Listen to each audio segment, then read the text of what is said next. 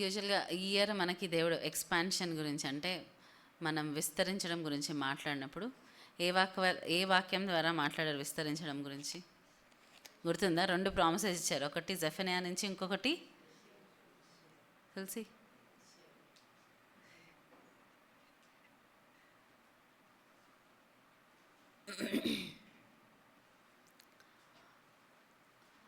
So రెండోది ఏంటి? యెషయా 54 నుంచి. దాంట్లో ఏముంటుంది ఒకసారి చదువుదామా? మొదట 5 వచనాలు.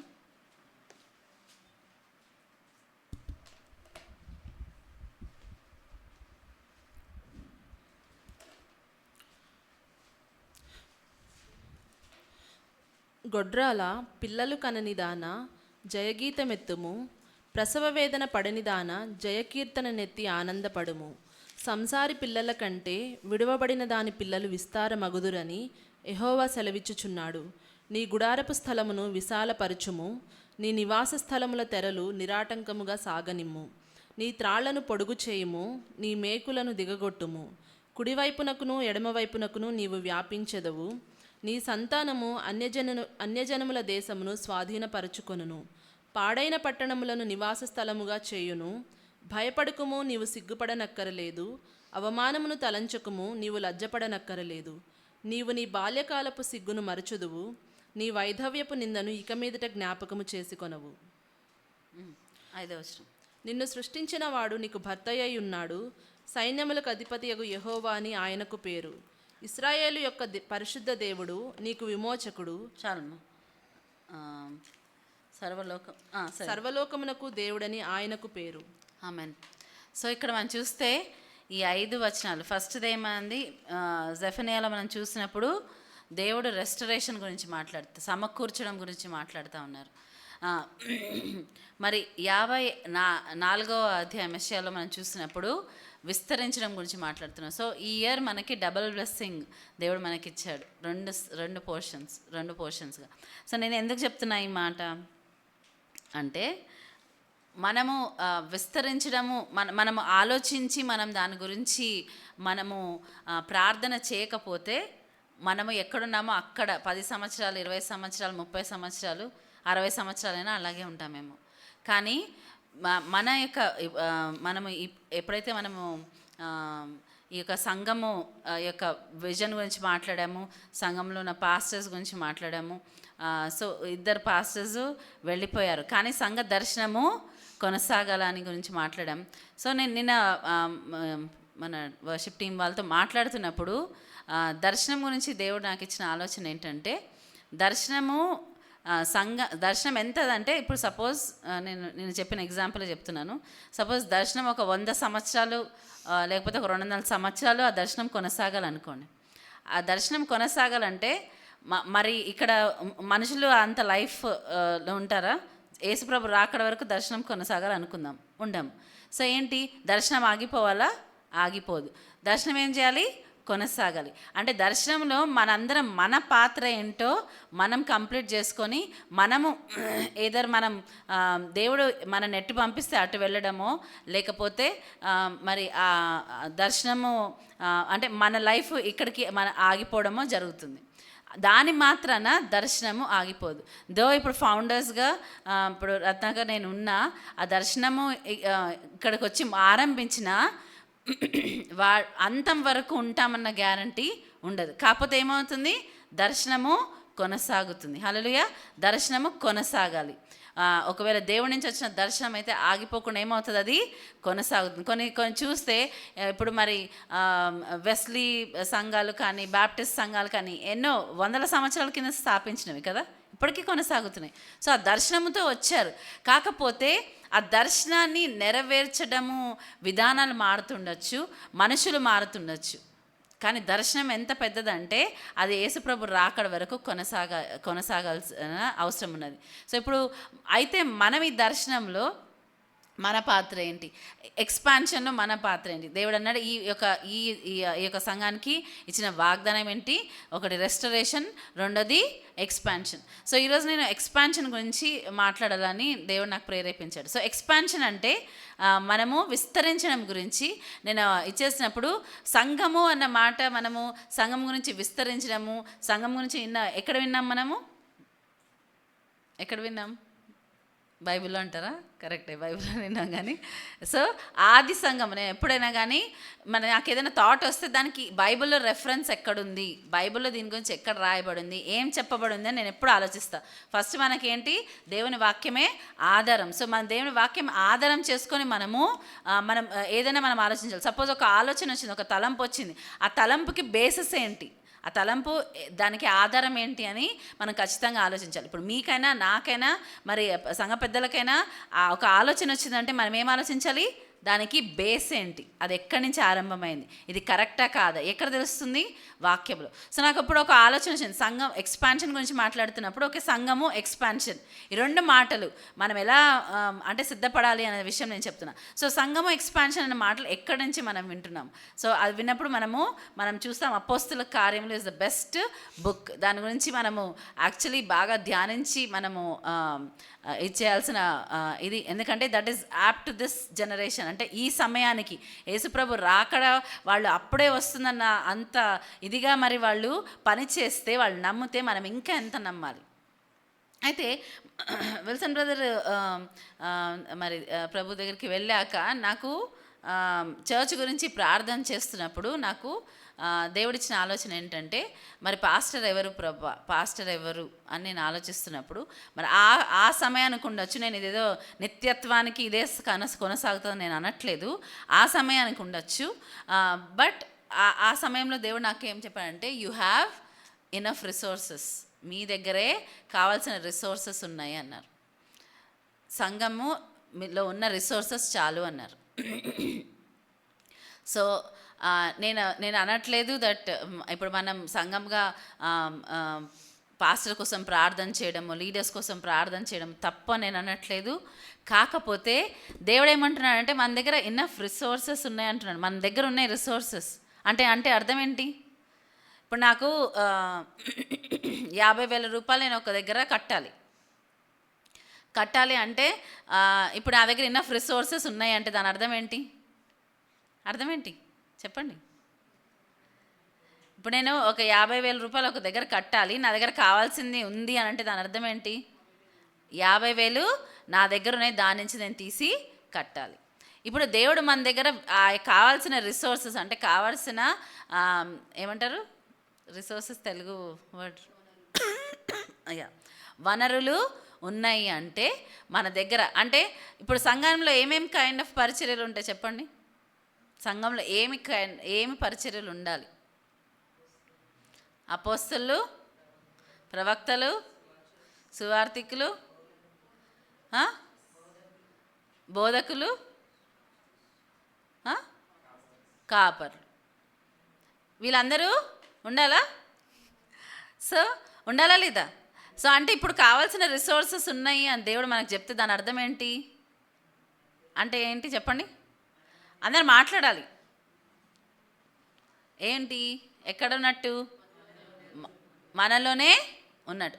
డౌట్ఫుల్గా చెప్తున్నారా? నేనైతే నమ్ముతున్నాను. అందుకే దేవుడు ఏమంటాడు, మీలో ఒంటరైన వారు 1000 మంది అగును, ఎన్నికలైనటువంటి వారు బలమైనటువంటి జనమగును. నేను అది నమ్ముతాను. ఈ మాట నేను ఇంతకుముందు కూడా చెప్పాను, మళ్ళీ చెప్తా. ఈ మాట యొక్క ప్రత్యక్షత నాకు ఎప్పుడు అర్థమైందంటే, మరి రత్నాక చనిపోయిన దినముల్లో కొత్తల్లో ఒక బ్రదర్ నాకు సిబిఎన్లో నాతో పాటు పనిచేసే బ్రదర్, అంటే చిన్నతనే కానీ చాలా ఇయర్స్తో కలిసి ఇట్లా రత్నాకర్ విషయం తెలిసి నన్ను దర్శించడానికి వచ్చాడనమాట. వచ్చినప్పుడు అక్క నీకోసం ప్రార్థన చేయొచ్చా అన్నాడు. చెయ్యి అన్న. ఆయన ప్రార్థన చేసినప్పుడు ఈ మాట అన్నాడు, మీలో ఒంటరైన వారు 1000 మంది అగును, ఎన్నికలైనటువంటి వారు బలమైనటువంటి జనం అగును. సో అక్కకి నువ్వు ఆ విధంగా ఉండంటే నేను అసలు ఆ యొక్క మాట నేను మర్చిపోలేకపోయాను. అదొక ప్రత్యక్షతలాగా అనిపించింది నాకు. నేను ఒంటరి కాదు, 1000 మందిగా ఉన్నాము అని. అఫ్కోర్స్ ప్రాక్టికల్గా చూస్తే ఎస్ ఒంటరిలమేమో, కానీ బట్ దేవుడు మనతో శక్తి ఇచ్చి మనం నడిపిస్తున్నాడు కాబట్టి మనం 1000 మంది అయ్యే పొటెన్షియల్ మనలో ఉంది. సో ఇక్కడ కూర్చుని ఒక్కొక్కరికి ఎంత పొటెన్షియల్ ఉంది? ఆ యొక్క 1000 మంది అయ్యే పొటెన్షియల్. మీరు ఒక్కరు నేనేం చేస్తాను, నేను చిన్న విత్తనం కూడా ఎప్పుడైనా కానీ ఆ చిన్నగా ఉంటే దాని ఏమనిపిస్తుంది, చిన్నగా అనిపిస్తుంది మనకి. ఆవగింజనే చూడండి, ఇంకేదైనా చూడండి, ఏమనిపిస్తుంది, చిన్నగా అనిపిస్తుంది, దీంట్లో ఏముందిలే అని అనిపించచ్చు. కానీ అది నాటితే అది కనుక ఆ భూమిలో వెళ్ళి అది సమర్పించుకుంటే ఏమవుతుంది, అది విరిగితే ఏమవుతుంది, అది ఒక పెద్ద చెట్టులాగా అవుతుంది. దాంట్లో ఏంటంటే ఆకాశ పక్షులు వచ్చి దాంట్లో మరి రెస్ట్ తీసుకునే అంత పెద్దగా అవుతుందంట. హల్లెలూయా. సో మనం ఏంటి, మనలోనే ఆ యొక్క వనరులు ఉన్నాయి అని దేవుడు చెప్తుంటే, అంటే ఎవరున్నారు మనలో? అపోస్తలు ఉన్నారు, ప్రవక్తలు ఉన్నారు, సువార్థికులు ఉన్నారు, కాపరులు ఉన్నారు, బోధకులు ఉన్నారు. అయితే ఎక్కడున్నారు వాళ్ళు? ఇంకా సీడ్ స్టేజ్లోనే ఉన్నారు. ఎక్కడున్నారు? ఆరాధనలో దేవుడు నాకు ఈ మాట చెప్పారు, సీడ్ స్టేజ్ అంటే విత్తనమే. ఇంకా విత్తనం ఏమవ్వాలి? భూమిలో నాటబడాలి. నాటబడి ఏం చేయాలి? అది చచ్చిపోవాలి. అప్పుడేమవుతుందంట? జీవం వస్తుంది దాంట్లోంచి. నాటబడి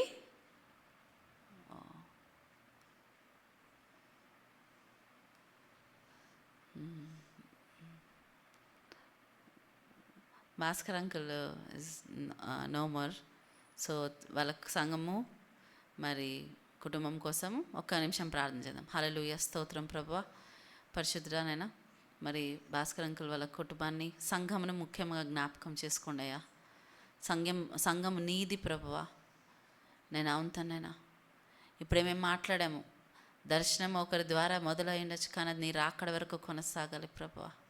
ఆ విధంగా ప్రభా నీ దైవజన్ని, నీ బిడ్డని నువ్వు పిలుచుకున్నావు, కానీ ప్రభా సంఘం మాత్రం నేను అంత నీ చిత్తంలో కొనసాగుటకు నువ్వు సహాయం చేయండి. యేసయ్యా నన్ను సహాయం చేయమని అడుగుతున్నాం. నేను అవుతాను ప్రభా. You honour the death of your saints O God. అవుతానైనా ప్రభా, నీ బిడ్డని ప్రభా, నీ దాసుని దగ్గర పిలుచుకున్నావు. నీ యొక్క కృపలో ప్రభా నా సంఘాన్ని మీరు కంఫర్ట్ చేయండి, ఫ్యామిలీస్ని మీరు కంఫర్ట్ చేయండి, బంధుమిత్రులను మీరు కంఫర్ట్ చేయండి. Thank you Jesus. నీకు వందనాలు చెల్లిస్తూ యేసు నామములో ప్రార్థించి పెడుకున్నాం తండ్రి, ఆమెన్. యా. సో ఒకవేళ మనందరిలోనే ఇక్కడే ఉన్నారు, ఎవరు సంఘానికి కావాల్సిన రిసోర్సెస్ అని ఎక్కడున్నాయి, వనరులు ఇక్కడే ఉన్నాయి. ఎంతమంది ఉన్నామని ఆలోచించదు, ఎంతమంది ఉన్నామో ఆలోచించదు. ఎందుకంటే 12 మంది ఏంటంట ప్రపంచాన్ని తలకిందులు చేశారంట. హల్లెలూయా. 12 మంది జస్ట్. చాలామంది యేసుప్రభు ఉన్నప్పుడు రొట్టెల కోసం కొంతమంది, అద్భుతాల కోసం కొంతమంది, అలా అయితే వేల మంది ఆయన వెంబడించారంట. కానీ శిష్యులు కూడా 70 మంది వరకు ఉన్నారంట. తర్వాత ఏమయ్యారు? బోధ కఠినమైనప్పుడు ఏం చేశారంటే వాళ్ళు విడిచి వెళ్ళిపోయారు. 12 మంది ఉన్నారు. 12 మందిలో కూడా ఒక్కరు ఏంటంటే అప్పగించేవాడు, సన్ ఆఫ్ పర్డిషన్ అంటారు, తెలుగులో ఏమంటారు తెలియదని. సో అప్పగించడానికి ఒక్కడు దాంట్లోంచి తప్పిపోయాడు. 11 మంది. తర్వాత అపోస్తలుడైన పౌలు ఆ 12 మందిలో అంటే చేర్చబడ్డారని బిలీఫ్. ఎస్ వినో పౌలు చేసిన పరిచర్య ఎంత అద్భుతమైందో. సో మనం ఎప్పుడు అనుకోదా మేమేముంది, ఇంతే కదా, మాకేముంది. సో మనము ఒకవేళ మనం ఆ సీడ్ లాగా మనలో ఉన్న పొటెన్షియల్ మనం ఏమై ఉన్నామో తెలియాలంటే ఏం చేయాలి? ఆ యొక్క విత్తనం లాగా మనము అప్పగించుకోవాలి. ఏం చేయాలి? అప్పగించుకోవాలి. ఏం చేస్తుంది? అది భూమిలో అప్పగించుకుంది. అది ఏం చేసింది? ఏం చేస్తుంది? ఆ విత్తనం భూమిలో పడ్డప్పుడు దాని కంట్రోల్లో ఏముండదు. కంట్రోల్లో ఏముండకుండా ఏమవ్వాలి? చనిపోవాలి. భూమిలో పాతి పెట్టబడి చనిపోవాలి. చనిపోతే ఏమవుతుంది? అది అప్పుడు ఒక మొక్కగా వస్తుంది. ఆ మొక్క ఎదుగుతా ఉన్నప్పుడు ఏమవుతుందంటే అది మహావృక్షం అవుతుందంట. మహావృక్షమై ఆకాశ పక్షులు వచ్చి దాంట్లో నివాసం ఉండి అంత పెద్దగా అవుతుందంట. సో మీ అందరూ ఒకవేళ ఆ చిన్న విత్తనముగా మనం ఉన్నాము అనుకుంటే ఆ విత్తనంని మనం పట్టుకొని ఉన్నామేమో, ఇంకా అది విత్తనం స్టేజ్లోనే ఉందేమో. ఏం చేయాలి? మనము ఆ విత్తనం స్టేజ్ని సమర్పించుకోవాలి, దేవునికి అప్పగించాలి. దాన్ని అప్పగించి నాటబడాలి. అంటే నా కంట్రోల్ ఏం లేదు. యేసుప్రభు గెత్సెమనే తోటలో ఏం చేశారు? ఆయన అప్పగించుకున్నారు. నా చిత్తము కాదు ప్రభువా, నీ చిత్తము, నా చిత్తం కాదు ప్రభువా. ఏమన్నారు? నీ చిత్తం అయితే ఈ యొక్క ఏమంటారు, గిన్నె నా నుంచి తొలగించు అన్నాడు. కానీ నా చిత్తం కాదు ప్రభువా, నీ చిత్తము. ఏం చేయాలి? ఆ విత్తనం ఏం చేయాలి? ఆ యొక్క గ్రౌండ్లో నాటబడాలి, ఆ పొలంలో నాటబడాలి. ఆ విత్తనం అప్పుడు నాటబడ్డప్పుడు ఏమవుతుంది? అప్పుడు అది ఫలిస్తుంది. యాక్చువల్ ఏంటో విత్తనం స్టేజ్లో ఉన్నప్పుడు అది ఏంటో మనకు అర్థం కాకపోవచ్చేమో. అది ఎప్పుడైతే నాటబడుతుందో అది ఫలిస్తూ ఉన్నప్పుడు దాని ఫలం వల్ల మనకు అది ఏం చెట్టో అర్థమవుతుంది. ఎంతమంది విత్తనాలు చూడగానే అదేం చెట్టు చెప్పగలరు? చెప్పగలరా? చెప్పలేము. కానీ ఫలించినప్పుడు ఎంతమంది చెప్పగలరు? అందరూ చెప్పగలరు. ఆల్మోస్ట్ 99% అందరూ అదేం చెట్టో చెప్పగలరు. మామిడికాయ చెట్టుకి జామకాయలు కాయో, జామకాయల చెట్టుకి మామిడికాయలు కాయో, దోసకాయ చెట్టుకి కాకరకాయలు కాయో కదా. అలానే ఏ విత్తనం విత్తితే అది పైకి వస్తుంది. సో మీరు ఏంటి అనేది మీకు ఒక విత్తనం స్టేజ్లోనే ఉన్నాం మనం. ఇంకా ఆ విత్తనం ఏం చేయాలంటే విశ్వాసముతోనే నాటబడాలి. విశ్వాసంతో ఏం చేయాలి? అది భూమిలో నాటబడాలి. అంటే ఏం చేయాలి? భూమిలో నాటబడడం అంటే మన కంట్రోల్లో మనం ఉండొద్దు, దేవుని కంట్రోల్కి అప్పగించాలి. దేవా, నువ్వేం చేయాలనుకుంటున్నావు? నేను నీకు సమర్పించుకుంటున్నాను, నాతో మాట్లాడు. ఆ విత్తనము కొంత సమయం పడుతుంది. ఆ గ్రౌండ్లో ఉన్నప్పుడు, భూమిలో ఉన్నప్పుడు అది మొలకెత్తడానికి కొంత సమయం పడుతుంది. ఆ మొలకెత్తే సమయంలో ఆ విత్తనం ఏం చేస్తుంది? సమర్పించుకుంటూ వేచి ఉంటుంది. ఒకరోజు ఏమవుతుంది?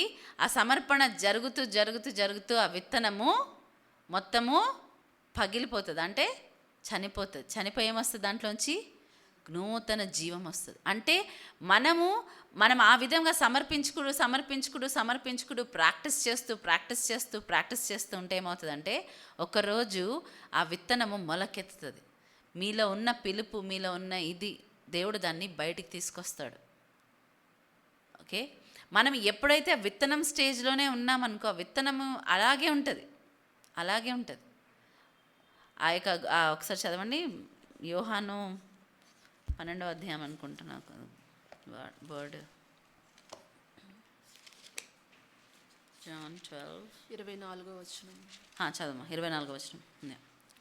గోధుమ గింజ భూమిలో పడి చావకుండిన ఎడల అది ఒంటిగానే ఉండును, అది చచ్చిన ఎడల విస్తారముగా ఫలించును. తన ప్రాణమును ప్రేమించువాడు దానిని పోగొట్టుకొనును, ఈ లోకములో తన ప్రాణమును ద్వేషించువాడు నిత్య జీవము కొరకు దానిని కాపాడుకొనునని మీతో నిశ్చయముగా చెప్పుచున్నాను. ఒకడు నన్ను సేవించిన ఎడల నన్ను వెంబడింపవలెను, అప్పుడు నేను ఎక్కడ ఉండునో అక్కడ నా సేవకుడును ఉండును. ఒకడు నన్ను సేవించిన ఎడల నా తండ్రి అతనిని ఘనపరచును. చాలు. ఇక్కడ మనం చూస్తే ఇక్కడ విత్తనం గురించి మాట్లాడుతున్నాం. విత్తనము అది ఒకవేళ ఒంటిగా ఉండిపోతే ఏంటంట? అది విత్తనము ఒకసారి చదవది ఏంటి? గోధుమ గింజ భూమిలోనికి పడి చావకుండిన ఎడల అది ఒంటిగానే ఉండును. అది ఒక్కటే ఉంటుందంట. మనం ఇక్కడ ఒక్కలమే ఉన్నాం. దేవుడు ఏమంటున్నారు? మీలో ఒంటరైన వారు 1000 మంది అగ్గన ఉంటున్నారు. హల్లెలూయా. మీలో ఒంటరైన వాళ్ళు 1000 మంది. ఎంతమంది అంట? 1000 మంది.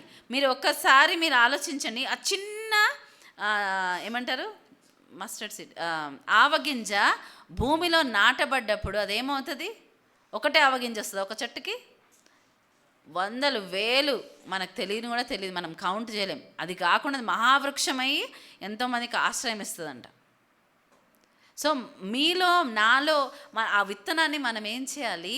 అది చావాలి. ఏం చేయాలి? ఆ విత్తనము చావాలి. చనిపోయే ప్రక్రియ ఏంటి? అది ఏంటి చనిపోయే ప్రక్రియ? ఆ చనిపోయే ప్రక్రియలో అంటే మనం సంపూర్ణంగా సమర్పించుకోవడం. పౌలు అంటాడు, జీవించువాడనిక నేను కాదు, నాలో క్రీస్తు జీవిస్తాను. అంటే నేను కాదు, ఇంకా నా ఆలోచన నాది. ఇక్కడ అంటున్నాడు, మనం ఇక్కడ ఈ వచనం చదివితే ఏమంటున్నారు? 25వ వచనం, తన ప్రాణమును ప్రేమించువాడు దానిని పోగొట్టుకొనును, ఈ లోకంలో తన ప్రాణమును ద్వేషించువాడు నిత్య జీవము కొరకు దానిని కాపాడుకొనునని మీతో నిశ్చయముగా చెప్పుచున్నాను. ఇక్కడ అంటారు తన ప్రాణమును ప్రేమించేవాడు దాన్ని పోగొట్టుకుంటాడు అంటున్నాడు. ఆ గింజగానే ఉంటే గింజగానే నశించిపోతుంది, ఒంటరిగానే నశించిపోతుంది, అది ఒంటరిగానే ఇదైపోతుంది. ఎందుకు దానికి వాల్యూ ఏముండదు. ఆ గింజ ఎందుకు ఇవ్వబడింది? ఇంకా ఎన్నో చెట్లను, ఇంకా ఎన్నో ఫలాలను తీసుకురావడానికి. అందుకంటారు ఒక పండులో ఎన్ని గింజలు ఉన్నాయో చెప్పగలం, కానీ ఒక గింజలో ఎన్ని పండ్లు ఉన్నాయో చెప్పలేమంట. హల్లెలూయా. ఒక గింజలో ఎన్నో ఫలాలు ఉంటాయి. మనం ఇప్పుడు మనలో ఉన్న ఇక్కడ సంఘంలో ఉన్నారా, ఎక్కడున్నారు, ఏరి అన్ని విత్తనం స్టేజ్లోనే ఉన్నాయి. అంటే అది కనపడట్లేదు, ఇంకా విత్తనం స్టేజ్లో ఉన్నాం మనం. విత్తనం స్టేజ్ నుంచి మనం బయటికి రావాలి. అంటే బయటికి రావాలంటే సంఘంలో వచ్చినప్పుడే ప్రార్థన, లేకపోతే ట్యూస్డే ఫ్రైడే ప్రార్థన, లేకపోతే ప్రార్థన అంటే మన చర్చిలో కూడా చాలా విచిత్రం ఏంటంటే ఎవరు రారు, ఎవరు జాయిన్ అవ్వరు, చాలా తక్కువ. వచ్చేవాళ్లే వస్తారు, ఉన్నవాళ్లే ఉంటారు. చాలా చాలా మన సంఘం పేరేంటి? మహానయం హౌస్ ఆఫ్ ప్రేయర్, ప్రార్థన మందిరం అంటున్నాం. ప్రార్థనకే రాకపోతే ఎలా? ఆన్లైన్ ప్రార్థన జాయిన్ అవ్వాలి అంటే అందరికీ కన్వీనియంట్ ఉంటుందని ఆన్లైన్ ప్రార్థన కూడా పెట్టాం. శుక్రవారం ఏమంటారు, మంగళవారం శుక్రవారము మనం కలవాలని చెప్పాం. మన వంతు ప్రయత్నం మనం చేస్తున్నామా? ఇప్పుడు జాబ్స్ ఉండి అవకాశం లేని వాళ్ళ గురించి నేను అనట్లేదు. అవకాశం ఉండి ఒకవేళ రాకపోతే ఈ మాట మిమ్మల్ని గుచ్చాలా, ఈ మాట మిమ్మల్ని ఇచ్చేయాలా.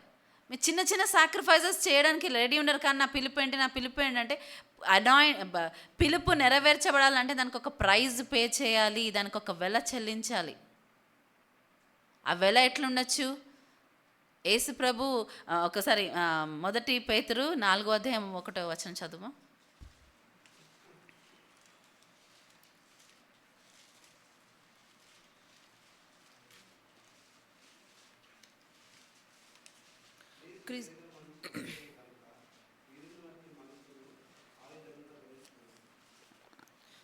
క్రీస్తు శరీరమందు శ్రమపడెను గనుక మీరును అట్టి మనస్సును ఆయుధముగా ధరించుకొనుడి. శరీర విషయంలో శ్రమపడిన వారు శరీరమందు జీవించు మిగిలిన కాలము ఇక మీదట మనుజాసలను అనుసరించి నడుచుకొనక దేవుని ఇష్టానుసారముగానే నడుచుకొనున్నట్లు పాపముతో జోలి ఇక నేమియూ లేక ఉండును. ఆమేన్. ఇక్కడ ఏంటంట, ఇప్పుడు మనం శ్రమలు ఏం చేస్తాయి? అరే నేను దేవునికి సమర్పించుకుని నాకెందుకు శ్రమలు వస్తున్నాయి, నాకెందుకు అవమానాలు వస్తున్నాయి, నాకెందుకు నిందలు వస్తున్నాయి, నాకెందుకు అనారోగ్యం వస్తుంది, నాకెందుకు ఒంటరితనం వస్తుంది, నాకెందుకు ఇది వస్తుంది? దేవుని మనము ఒకవేళ ఈ డౌట్లు మనకు వస్తే మనం విన్న గాస్పుల్ తప్పు, మనం విన్న సువార్త తప్పు. యేసు ప్రభులు వస్తే అంత మంచిగా ఉంటుంది అని చెప్పడము, నేను నిత్యత్వంలో మంచి ఉంటుంది, కానీ ఆ ప్రాసెస్లో మనం కొన్ని శ్రమల గుండా వెళ్ళాల్సి వస్తుంది. శ్రమ మంచిదే, శ్రమ మంచిదే. ఎందుకు మంచిది? ఆ శ్రమ మనల్ని ఏం చేస్తుందంట? మనల్ని దేవుని వెంబడించడానికి, దేవుడి చిత్తం మనలో నెరవేర్చబడడానికి మనం సిద్ధపరుస్తుంది. ఏ రకమైన శ్రమ అనుభవించకపోతే మనము సేఫ్ ఉన్నాం అనుకుంటున్నామేమో, కాదు, శ్రమలో ఉన్నాం మనం. యాక్చువల్ శ్రమ అదే. ఏ శ్రమ లేకుండా ఉండడమే అసలైన శ్రమ. ఏ శ్రమ లేకుండా ఉండడము అసలైన శ్రమ. ఎందుకు? మనము 1 పేతురు 4:1 మనం చదివిన విధముగా క్రీస్తు శరీరమందు శ్రమపడును గనుక మీరును అట్టి మనస్సును ఆయుధముగా ధరించుకొనుడి. మీరును అట్టి మనస్సును ఆయుధముగా ధరించుకొనుడి. మీరును అట్టి మనస్సును ఏం చేయాలంటే ఆయుధముగా ధరించుకోవాలంట. ఎందుకు? శరీర విషయంలో శ్రమపడిన వాడు శరీరమందు జీవించు మిగిలిన కాలము ఇక మీదట మనుజాసలను అనుసరించి నడుచుకొనక దేవుని ఇష్టానుసారముగానే నడుచుకొనున్నట్లు పాపముతో జోలి ఇక నేమియూ లేకయుండును. అది అందుకు మనము పాపముతో జోలి అంటే పాపముతో సంబంధం లేక ఏంటంటే మనుజాశలను ఎవరైనా శ్రమ పడిన వాడు వేరే యొక్క ప్లెజర్స్ గురించి ఆలోచించరు. ఏం చేస్తారంటే వాళ్ళు దేవుని చిత్తాన్ని దేవుడి ఇష్టానుసారంగానే నడుచుకున్నట్లు వారు పాపము జోలిక ఏమీ లేక ఉండును. సో మనం ఆ విత్తనం నాటబడ్డం అంటే ఒక విత్తనం ఒంటిగానే నాటబడుతుంది. అది ఎక్కడ నాటబడాలి? భూమిలో నాటబడాలి. భూమిలో నాటబడినప్పుడు అది ఎవరికి కనబడదేమో, డార్క్నెస్లో ఉంటుందేమో, దానికి ఫ్యూచర్ ఏమో అర్థం కాదేమో. కానీ ఏం చేయాలి? అక్కడ నాటబడి అది సమర్పించుకోవాలి, నాటబడి అక్కడ వదిలేసుకోవాలి. మన ఆశలు, మన ఇది. ఇంతకుముందున నేను ఆ విత్తన లక్షణాలు ఏమున్నాయి నాలో? డెత్, ఏమి జీవం లేనట్టు అనిపించడం, ఒంటిగానే ఉండడం ఇష్టపడడం, అంటే సొంత విషయాలు చేయడం ఇష్టపడడం. దానికి మనం చనిపోవాలి. అవి ఎలా మనకి ఏం సహాయం చేస్తుంది? నేను ఎలా ఇది చేయగలను అంటే, నువ్వు దేవుని వాక్యానుసారంగా జీవించడం, దేవుని చిత్తానుసారంగా జీవించాలి అనుకోవడం, దేవుని వాక్యంలో ఏం చెప్పబడిందో దాని ప్రకారం చేయాలి అనుకుంటుంటే ఏమవుతుందంటే, మనకి సడన్గా శ్రమలు వస్తాయి, సడన్గా అవమానాలు వస్తాయి, సడన్గా నిందలు వస్తాయి, సడన్గా ఎక్కడ లేని శోధనలు వచ్చేస్తాయి. ఇవన్నీ ఏంటి సైన్? ఓకే, నేను దేవునికి సమర్పించుకుంటున్నా కాబట్టి వ్యతిరేకత వస్తుంది. కానీ మనం ఏం చేస్తాము? అవి వచ్చినప్పుడు దానికి రియాక్ట్ అయిపోతాం. విత్తనం అది అక్కడ భూమిలో పాత పెట్టబడినప్పుడు అది రియాక్ట్ వెంటనే అది ఏమి దాని పరిస్థితులకు రియాక్ట్ అవ్వదు, వెంటనే బయటకు వచ్చేస్తుందా? భూమిలో నాటబడిన విత్తనాలు ఏమవుతాయి తెలుసా? 4 రకాల విత్తనాల గురించి చెప్పబడ్డప్పుడు త్రోవ పక్క పడ్డ విత్తనం ఏమవుతుందంట? ఏమవుతుంది? పక్షి వచ్చి, ఆ పక్షి ఏంటి? సాతానుడే వచ్చి ఎత్తుకుపోతాడు. అది వాక్యము. కానీ ఒకవేళ మనము విత్తనముగా ఉన్నా కానీ మన పరిస్థితి ఏంటి? నువ్వు బయట విత్తబడాల్సింది లోపల, భూమి లోపల. కానీ నువ్వు బయట కనిపిస్తుంటే ఏమవుతావు? నువ్వు ఎవరికి ప్రే అవుతావు? ఎవరికి ఆహారం అవుతావు? సాతానుడికి, వాడి యొక్క కుట్రలకు, వాడి యొక్క దీనికి. మనం రెస్పాండ్ అవ్వకుండా దేవుడు నన్ను ఈ పరిస్థితి గుండా తీసుకెళ్తున్నాడు. అందుకే దేవుడు హృదయానుసాడు. ఎందుకు తెలుసా? శ్రమ వచ్చినప్పుడు దేవుడిని ఎక్కువ ఆశ్రయించాడు ఆయన. శ్రమ వచ్చినప్పుడు దేవుడి వైపు తిరిగాడు ఆయన. లోకం వైపు తిరగలేదు, పరిస్థితుల వైపు తిరగలేదు. నేను రాజుని, నన్నెవడో ఎదిరించేది, నాకెవడు ఇది చేసేది అనుకోలేదు. అలా ఎవరు చేశారు? సౌలు చేశాడు, కానీ దావీదు చేయలేదు. మనము దేవుణ్ణి ప్రేమించే వారికి, అది చదువు రోమా 8:28.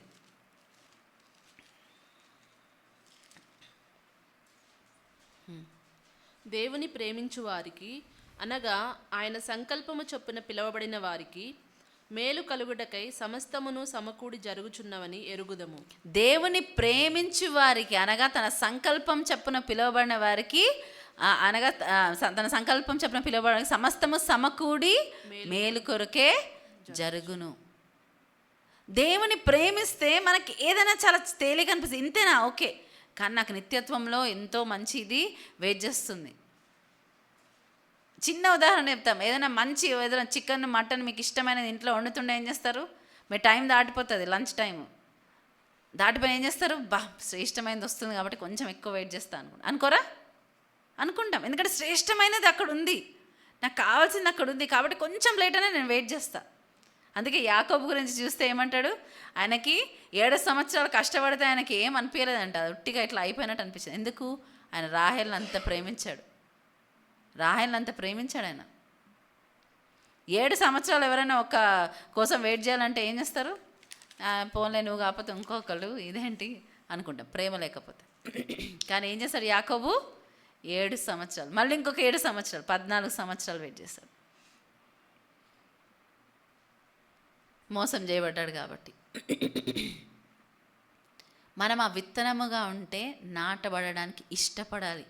నీలో దేవుడు పెట్టింది నువ్వు తెలుసుకోవాలంటే నువ్వేం చేయాలి? సరెండర్ అవ్వాలి. దేవునికి సంపూర్ణంగా సరెండర్ అవ్వాలి. ఇప్పటి వరకు మన ఇష్టమైనది చేసామేమో, దేవా కనిపెడుతున్నామా?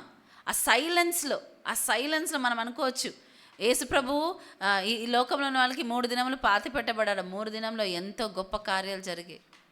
3 దినంలో యేసు ప్రభు ఎన్నో గొప్ప కార్యాలు చేశారు. ఆయన సైలెంట్గా ఉన్న సమాధిలో ఉన్నారనుకున్న 3 దినములు ఆయన మరి మన పక్షాన దేవుని తన దగ్గరికి వెళ్ళారు.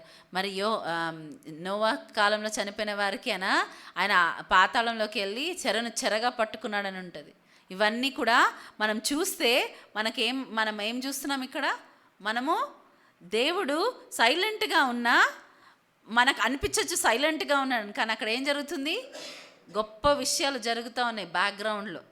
మనకు తెలియకపోవచ్చు. అన్నీ మనకి ఇవాళ రేపు ఉన్న జనరేషన్స్కి ఏం అలవాటు అంటే అన్ని కళ్ళకు కనపడాలి, తెలియాలి, ప్లాన్ తెలియాలి, ప్రణాళిక తెలియాలి, అప్పుడే మేము ముందుకు వెళ్తామంటారు. కానీ విశ్వాసం అలా కుదరదు. అప్పగించుకొని ఏం జరుగుతుందో నాకు తెలియదు, ఫ్యూచర్ ఏంటి, లేకపోతే ఇదేంటి అదేంటి, ఒకటి ఏమైనా నాకు దేవుడు ఇది చూపిస్తున్నాడు, దేవుడు ఇది నడిపిస్తున్నాడు అంటే మనకు 10 ప్రశ్నలు రావచ్చు. ఇదెందుకు, అదెందుకు, మరి ఇదెందుకు ఇట్లా, ఇదెందుకు అట్లా. అయితే ఏంటి, మంచిదే, వస్తాయి ప్రశ్నలు, వస్తాయి నిందలు, వస్తాయి అవమానాలు, వస్తాయి శ్రమలు, వస్తాయి అనారోగ్యం రావచ్చు, ఇంకేదైనా రావచ్చు. కానీ మనం దాన్ని పట్టుకొని ఉంటున్నామా, దాన్ని సమర్పిస్తున్నామా, వదిలేస్తున్నామా? మన లైఫ్ని మనం వదిలేయాలి, దేవుని మనం పట్టుకొని ఉండాలి.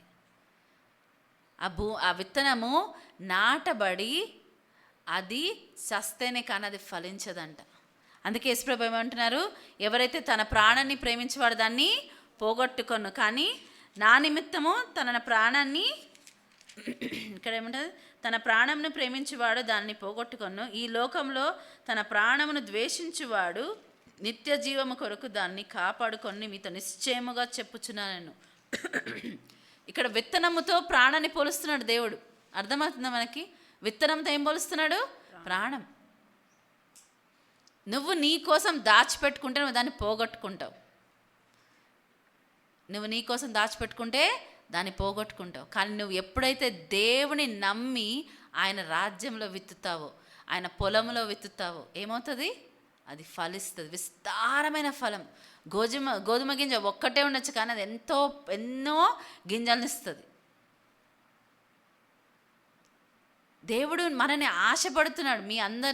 మీలో సామర్థ్యత ఉంది, కానీ ఏం చేస్తున్నాం మనం? ఆ సామర్థ్యతతో గుర్తిస్తున్నామా మనలో ఉన్న సామర్థ్యత? నా పిలుపు ఏంటి? నేను ఏం చేయాలి దేవా? నన్ను నాటు, నీ పొలంలో నన్ను నాటు, నేను ఫలించాలా? నాలో నా పైన షెల్ ఉంది కదా, అది తీసేయి. గింజ మరి అది మొలకెత్తాలంటే ఏమవుతుంది? దాని పైన ఉన్న హార్డ్నెస్ పోతుంది. పోకపోతే అది ఏమవుతుంది? అది ఫలించలేదు. హార్డ్నెస్ ఏంటి? లోకము, ఈ యొక్క ఆశలు, మన ప్లెజర్స్ అన్నీ ఏమైతే మనలో ఉన్న ఆ జీవమును బయటికి రానివ్వవు. మనలో ఉన్న జీవంని బయటికి రానివ్వవు.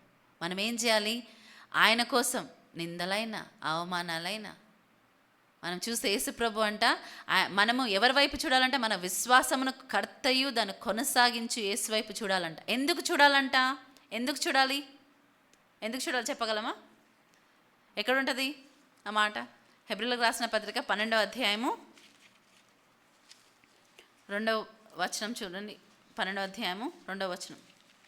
ఇంత గొప్ప సాక్షి సమూహము మేఘము వలె మనలను ఆవరించి ఉన్నందున మనము కూడా ప్రతి భారమును సులువుగా చిక్కులబెట్టు పాపమును విడిచిపెట్టి విశ్వాసమునకు కర్తయు దానిని కొనసాగించువాడునైన యేసు వైపు చూచుచు మన ఎదుట ఉంచబడిన పందెములో ఓపికతో పరిగెత్తుదుము. ఆయన తన ఎదుట ఉంచబడిన ఆనందము కొరకై అవమానమును నిర్లక్ష్యపెట్టి సిలువను సహించి దేవుని సింహాసనం యొక్క కుడిపార్శ్వమున ఆసీనుడై ఉన్నాడు. అయితే ఆయన ఏం చేస్తాడంట? మనము ఒక చెయ్యి మనము యోహాను సువార్త 12వ అధ్యాయం దగ్గర పెడదాం. యోహాను సువార్త 12వ అధ్యాయము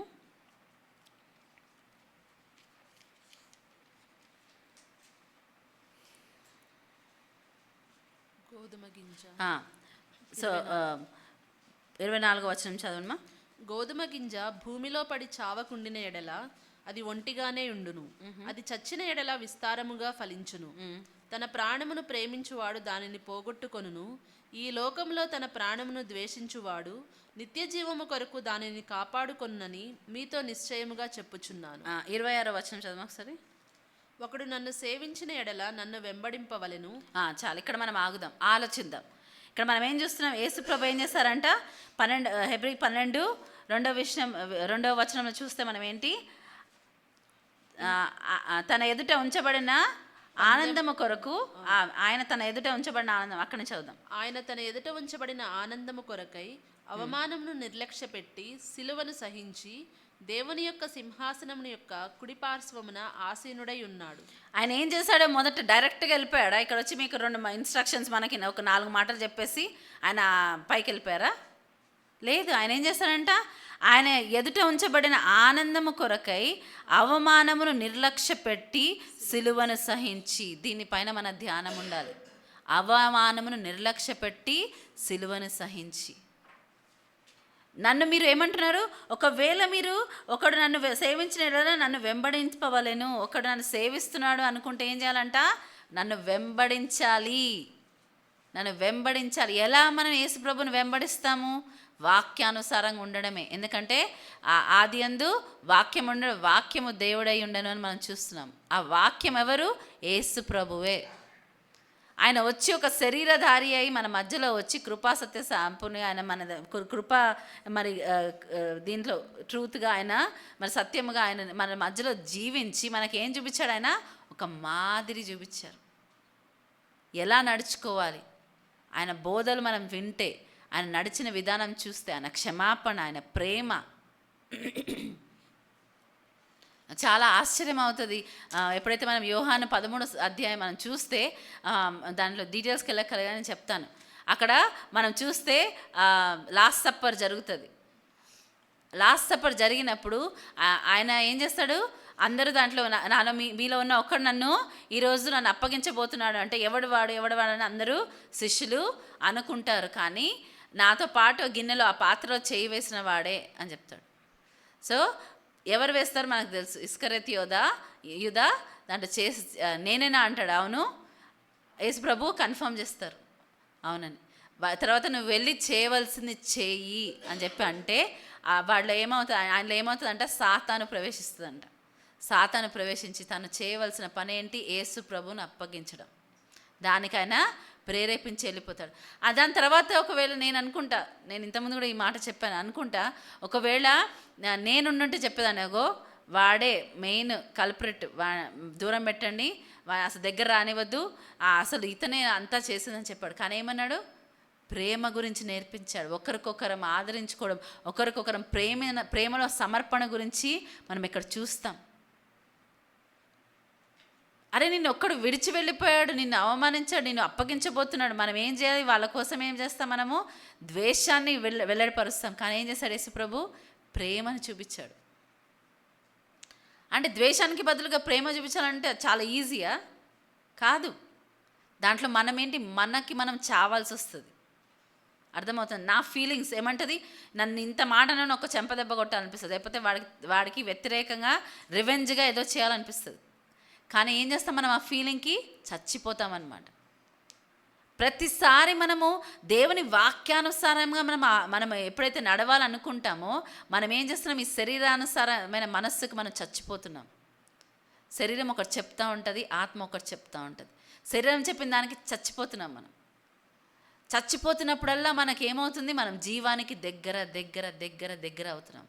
మనం దేవుడు చెప్పిన దానికి మనం దగ్గరగా మూవ్ అవుతున్నాం. ప్రతిసారి మనం నో అని ఎప్పుడైతే ఈ శరీరానుసారమైన మనిషికి ఆలోచనలకి, తలంపులకు, ఆశలకు మనం నో చెప్తున్నామో ఏమవుతున్నాం? మనము జీవానికి దగ్గర అవుతున్నాం.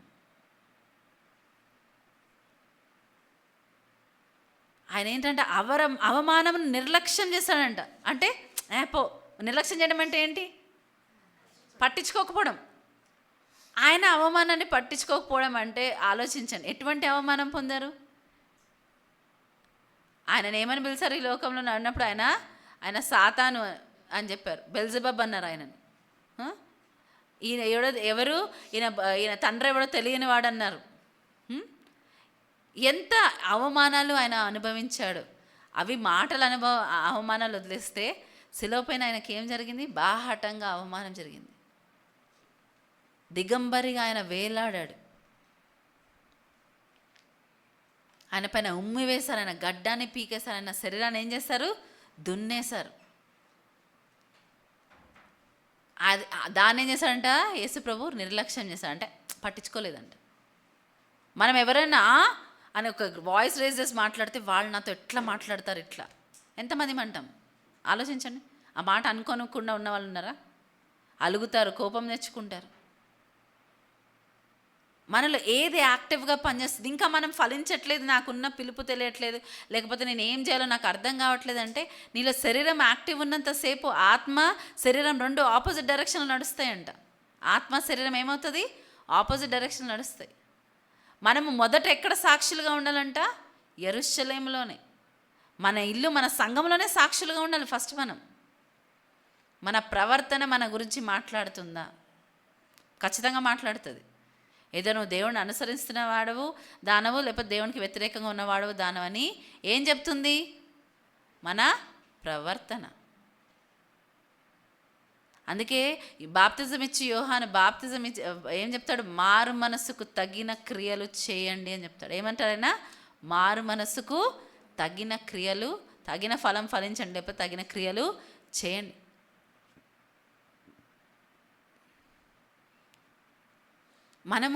మనము ఒకటే స్టేజ్లో ఇంకా ఉంటున్నాం. మనలో సామర్థ్యత ఉందని దేవుడే చెప్తున్నాడు. మనం ఏం చేస్తున్నాం? నా గురించి నేను ఆలోచించుకోవాలి, మీ గురించి మీరు ఆలోచించుకోవాలి.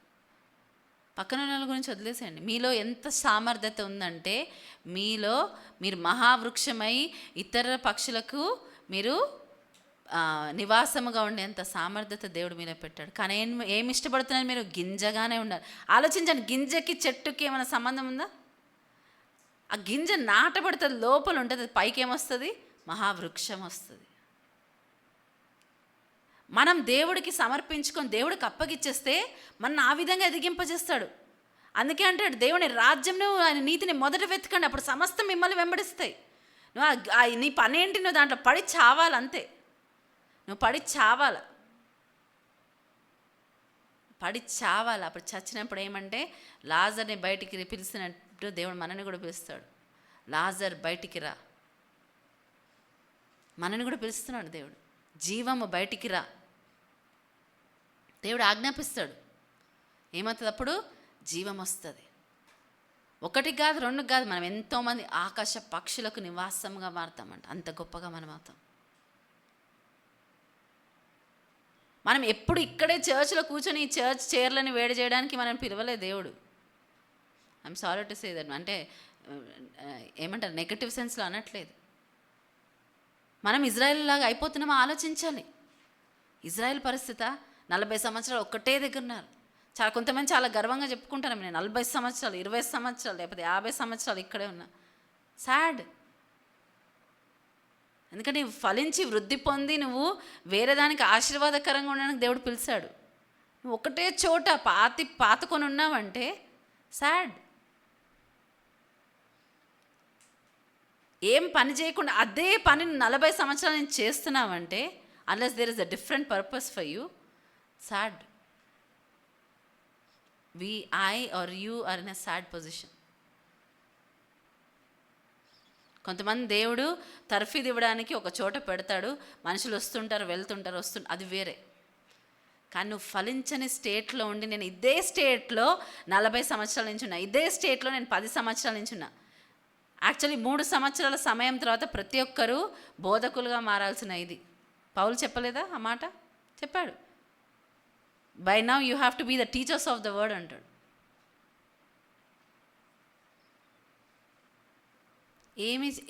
What are we doing? మనలో ఆ మంట చల్లారిపోయిందా? నిన్న నేను మాట్లాడుతూ ఉండే, రీసెంట్గా కూడా ఒకరితో మాట్లాడుతుండే, దీస్ డేస్ క్రిస్టియన్స్కి హంబుల్ ప్రైడ్ ఉంటుంది. అంటే తగ్గింపే గర్వం అనమాట. ఐఎమ్ వెరీ హంబుల్ అన్న గర్వం ఉంటుంది. తెలుసా? క్రైస్తవులకు ఉన్న ప్రాబ్లమే అది. హంబుల్ అనే గర్వం ఉంటుంది. అది కూడా గర్వం అని గుర్తించాం మనం. I'm very humble, you know. నేను చాలా మనం కింద కూర్చోవడం వల్ల లేకపోతే ఒకరికి ఇచ్చేయడం వల్ల అది ఇది కాదు. దావీదు వచ్చినప్పుడు దేవుడి మాటకి లోబడమే తగ్గింపు. తెలుసా? ఏది తగ్గింపు కాదు. దేవుడు చెప్పింది చెప్పినట్టు చేయడమే తగ్గింపు. నువ్వు దేవుడు చెప్పింది చెప్పినట్టు చేయడానికి నువ్వు రెడీగా లేవంటే నీలో ఇంకా తిరస్కారం, రెబిలియన్ ఉంది.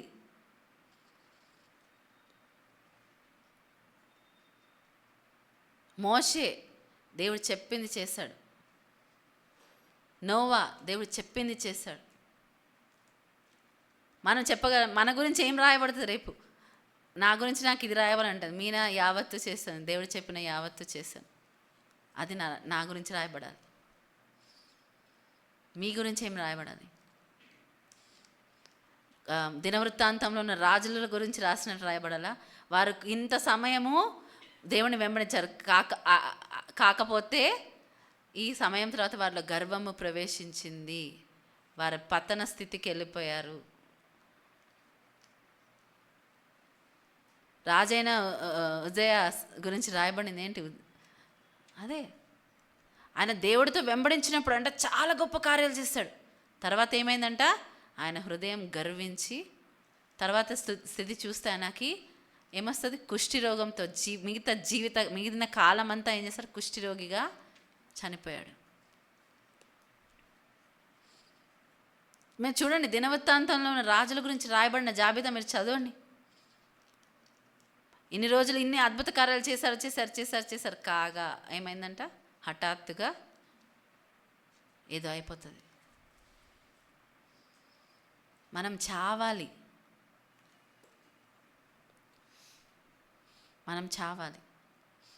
దేవుడు అంటాడు మీలో సామర్థ్యత ఉంది,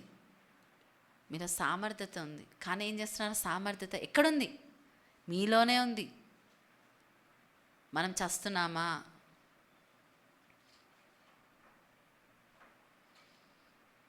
బయట వాళ్ళకి ఇది చాలా చెడ్డ మాటగా అనిపించవచ్చు, చావాలంటున్నారేంటి అని. కానీ మనకి మంచి మాట అది. ఎందుకంటే మనం చస్తే జీవం వస్తుంది మనలోంచి. ఒకరిలో జీవం పనిచేయాలంటే మనలో ఏం పనిచేయాలి? మరణం పనిచేయాలి. నాలో మరణం పనిచేయాలి. అవమానమా? ఓకే, నేను కరెక్ట్ ట్రాక్లో ఉన్నా. అంటే కొన్నిసార్లు మనం చేసిన దానికి అవమానం వస్తుంది, దాని గురించి నేను అనట్లే. పేతురులో అంటాడు, మనము ఒకవేళ చేసిన దాని గురించి మనకు అవమానం, శ్రమ వస్తే అది మనకు తగిందే. కానీ మనం ఏమి చేయకుండా శ్రమ అనుభవిస్తుంటే అది దేవునికి మహిమకరం, దేవునికి మహిమ తెచ్చేది అది. సో నువ్వు నేను ఆలోచించాలి ఏంటంటే, ఏ రకమైన శ్రమను అనుభవిస్తున్నాం. మనము చావడానికి సిద్ధపడుతున్నామా? చాలామంది చావడానికి సిద్ధపడతారు కానీ దాంట్లో దూకడానికి మాత్రం రాదు. మనం అంతే, అక్కడి వరకు వెళ్తామన్నమాట. కానీ అమ్మో నేను చేయలేను, అమ్మో ఇదొద్దు దేవా, ఇంకొక మార్గం ఏదైనా ఉంటే చెప్పు అంటాం. ఇంకొక మార్గం మనకు చాలా అలవాటు. ఇవన్నీ మనం చూస్తే సాతాను కొన్ని అలవాట్లు, కొన్ని ప్రాక్టీసెస్ మనలో ఎలా తీసుకొస్తుంది అంటే, నేను చెప్తా ఉన్నాను అనమాట వర్షిప్ టీమ్కి. ఇప్పుడు మనము బాత్రూంలో మగ్గు తీసుకొచ్చి కిచెన్లో పెట్టామనుకోండి, ఫస్ట్ డే చాలా అసహ్యంగా అనిపిస్తుంది. ఓకే, రెండో రోజు అది అక్కడ ఉంటే అబ్బా ఇక్కడ ఉంది ఏంటి అనిపిస్తుంది. మూడో రోజు సర్లే ఇంకా ఉంది ఇక్కడ 2 రోజుల నుంచి ఉంటుంది కదా, మూడో రోజు ఉండని అనుకుంటాం. 4వ రోజు, 5వ రోజు, 6వ రోజు, ఒక వారం తర్వాత ఏమనిపిస్తుంది, దాని ప్లేస్ ఇదే అనుకుంటాం. దాని ప్లేస్ అదే అలవాటైపోతుంది నీకు అక్కడ చూడడం. అది ఏమనుకుంటాం, దాని యాక్చువల్ స్థానం మర్చిపోతాం మనము కూడా వీఆర్ మిస్ప్లేస్డ్. మన మిస్ప్లేస్ అయ్యి ఆ యొక్క పరిస్థితిలో ఉండడం అలవాటైపోయి మనం ఏమనుకున్నాం, అదే నిజం అనుకుంటున్నాం. ఆ భ్రమలో సాతాను మనం పెట్టేస్తుంటే మనం ఏం చేస్తున్నాం, అదే ఈ పిలుపు నాది కాదు, వాళ్ళైతే చేయగలరు, నేను చేయలేను. నువ్వేం చేస్తావు మరి? ఏం చేస్తావు? ఏది చలనం లేనిది ఏం చేస్తుంది అంటే ఈగల్ని, దోమల్ని అట్రాక్ట్ చేస్తుందంట. నీళ్ళలో చూడండి, ప్రవహించే నీళ్ళలో ఉంటాయి ఈగలు, దోమలు రావు, ఫ్రెష్ వాటర్ అది. కానీ ఒక చోట ఆగిపోయి ఉన్న దానికి ఏమవుతాయంట, ఈగలు, దోమలు దేనికి గుర్తు? సాతాను యొక్క దీనికి గుర్తు. అట్రాక్ట్ చేస్తుందంట దాన్ని. ఇలా ఏమి చేయకున్నారు కాబట్టి నేను వెళ్ళి వాళ్ళతో పాటు ఉంటాను, ఇంకా కొంచెం వాళ్ళని బలపరుస్తాను అంటే. ఎవరికైనా బద్ధకం రోగం ఉందనుకోండి, ఆ బద్ధకాన్ని ఏం చేస్తుంది, అట్లనే అదే స్థితిలో ఉన్నారు, స్టాగ్నెంట్ స్థితిలో ఉండి నేను వాళ్ళకి సపోర్ట్ చేస్తాను, సాతాను వాడు అనుచరుని పంపిస్తాడు, ఇంకా కొంచెం బలపరచు దాన్ని, అట్లా ఇంకా కొంచెము బాగా బలపరచని. కొన్ని ప్రాక్టీసెస్, కొన్ని అలవాట్లు మనకి అది కొన్ని మనం చేస్తూ 1-2 సార్లు చేస్తూ ఉంటే అది ఈవిల్, అంటే అది చెడుతనం, విక్కెడ్నెస్. తెలుగులో ఏమంటారు, విక్కెడ్నెస్గా ఎప్పుడు మారుతుంది అంటే when we continuously practice evil, అది దట్ బికమ్స్ విక్కెడ్. ఫస్ట్ అది ఈవిలే ఉంటుంది, ఇది చెడ్డది అని ఉంటుంది. కానీ విక్కెడ్నెస్గా ఎప్పుడు మారుతుంది అంటే దాన్ని ప్రాక్టీస్ చేస్తే అంట.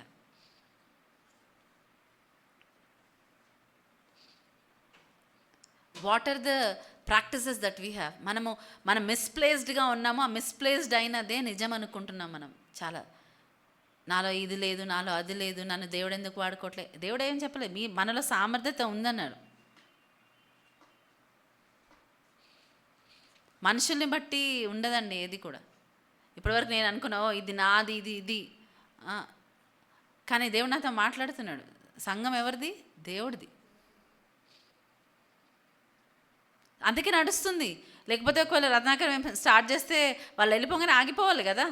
నాది మాది అయితే ఆగిపోవాలి కదా, ఆగట్లేదు. రేపు నేను లేకపోయినా ఆగదు, ఇంకెవరు లేకపోయినా ఆగదు సంఘం. అదే చెప్పాను, vision is bigger than our life itself. చాలా పెద్దది అది. It's not limited to any person. మనమేంటి, మనం యాత్రికులుగా మన పాట ఏముంది అది చేసేసి మనం వెళ్ళాలి. మన పాట తెలుసుకోవడానికి కష్టం ఎందుకు అవుతుంది? నాతో దేవుడు ఎందుకు మాట్లాడట్లేదు, నాకు దేవుడు తన చిత్తాన్ని బయలుపరచట్లేదు అంటే there are certain things that you have to do. నువ్వు చేయాల్సినది ఏదో ఉంది. ఏంటది? మనం రోమపత్రిక 12:2 చూద్దాం.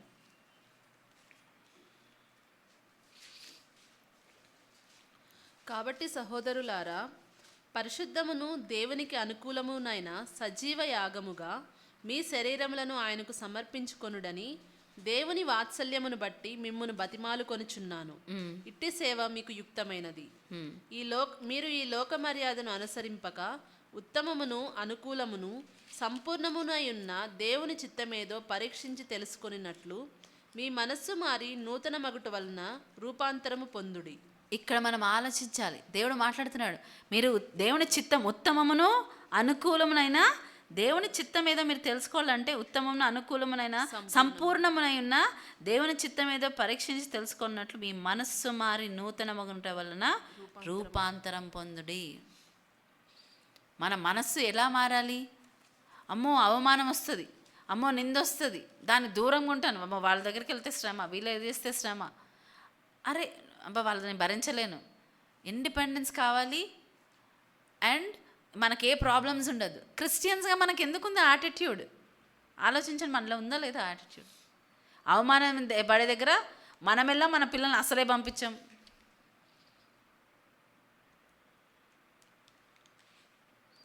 ఒక గొప్ప ఏమంటారంటే వజ్రాల వ్యాపారస్తుడంట, చాలా చాలా ధనవంతుడు, చాలా ఆస్తి గలవాడు. వాళ్ళ దాంట్లో ఒక ప్రాక్టీస్ ఉంటుందంట. ఏంటో తెలుసా?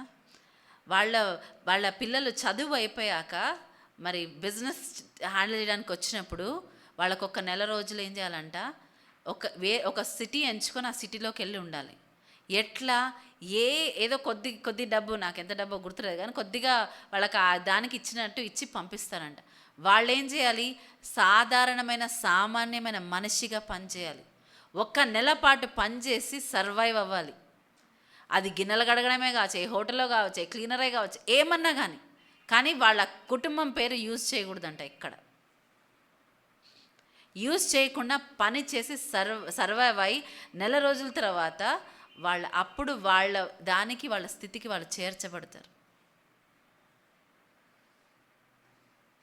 సర్వైవ్ అవుతాయి.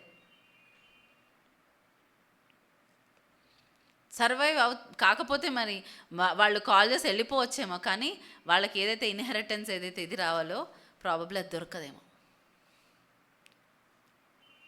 ఇక్కడ దేవుడు అంటున్నాడు, ఎస్ మీరు కొద్ది కాలమే శ్రమ, 1 నెల రోజుల శ్రమ, అందుకే కొద్ది కాలమే శ్రమ అంటాడు.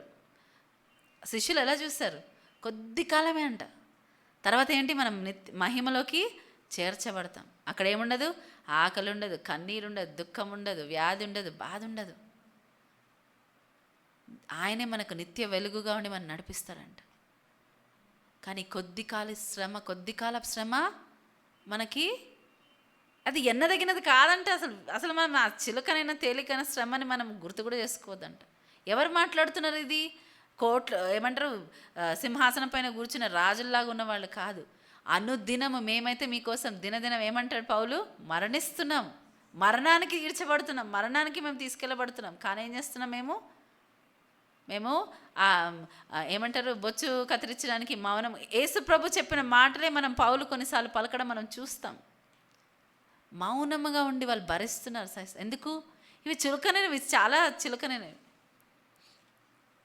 ఆలోచిద్దామా? వాళ్ళు ఒక దేవుని ఇచ్చేసినందుకు మీరు లిస్ట్ ఆఫ్ అపాసల్స్ మరణం నేను వాళ్ళు చదువుతా ఉన్నా, ప్రతి ఒక్కరు మాట రాసి ఉంటుంది. వాళ్ళు హతసాక్షులుగా మారారు.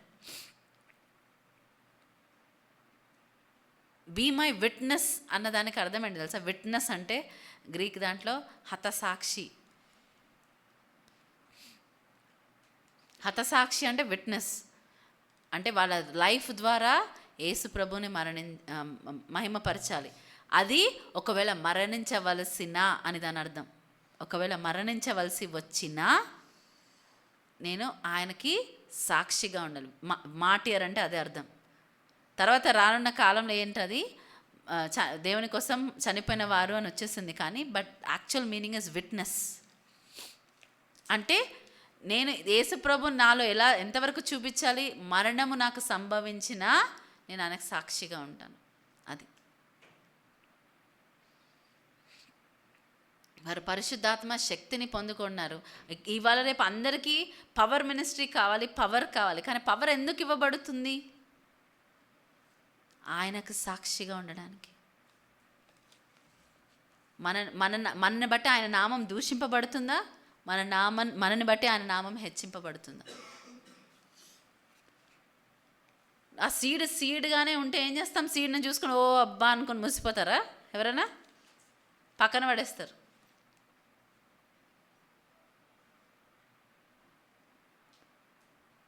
ఈరోజు మనలో ఉన్న సామర్థ్యతను బయటికి రానివ్వమంటున్నాడు దేవుడు. There is potential in you. మీలో ఒంటరైన వారు 1000 మంది అవుతారు. ఎన్నికలైనటువంటి వారు బలమైనటువంటి జనం అవుతారు. మీలో ఏముంది? దేవుడు ఏం పెట్టాడు? నాలో ఏమి లేదు, అది దీనత్వం అనుకోకండి. అది కరెక్ట్ కాదు కూడా. నేను చెప్పాను కదా, హంబుల్ ప్రైడ్ అది. నాలో ఏముంది, నేను చాలా దీనదాసుడు లేదు. దేవుడు అనాలి నువ్వు దీనదాసురాలు అని. మనం ఏం చేసుకున్నాం? మనకే టైటిల్స్, వాళ్ళే టైటిల్స్ ఇచ్చుకుంటారు. మోషని చూసి ఎవరన్నాడు? మనుషులందరూ ఆయన సాత్వికుడని మోషే చెప్పుకున్నాడా? దేవుడు సాక్ష్యం ఇచ్చాడు. ఇవాళ రేపు అది చాలా అదే ట్రెండ్ అనమాట. చాలా I'm a humble servant of God అంట. No, you did God tell you that? నీకు దేవుడు ఇచ్చాడు ఆ టైటిల్?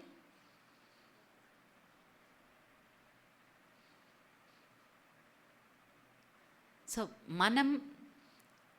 మనం ఆ సీడ్ని బ్రేక్ చేయాలి.